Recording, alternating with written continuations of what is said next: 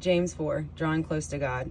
What is causing the quarrels and fights among you? Do they not come from the evil desires at war within you? You want what you don't have, so you scheme and kill to get it. You are jealous of what others have, but you can't get it, so you fight and wage war to take it away from them. Yet, you don't have what you want because you don't ask God for it. And even when you ask, you don't get it because your motives are all wrong. You want only what will give you pleasure. You adulterers, don't you realize that friendship with the world makes you an enemy of God? I say it again, if you want to be a friend of the world, you make yourself an enemy of God. Do you think the scriptures have no meaning?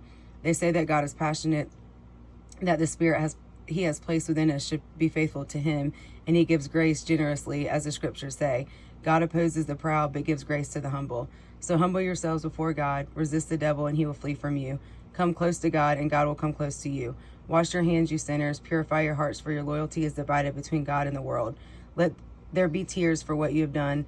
Let there be sorrow and deep grief. Let there be sadness instead of laughter, and gloom instead of joy.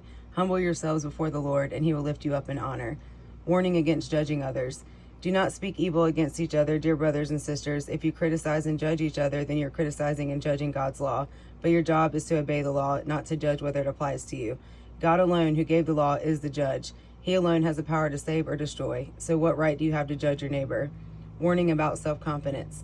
Look here, you who say, today or tomorrow we're going to a certain town and we'll stay there for a year. We will do business there and make a profit. How do you know what your life will be like tomorrow? Your life is like the morning fog. It's here a little while, then it's gone. What you ought to say is, if the Lord wants us to, we will live and we will do this or that.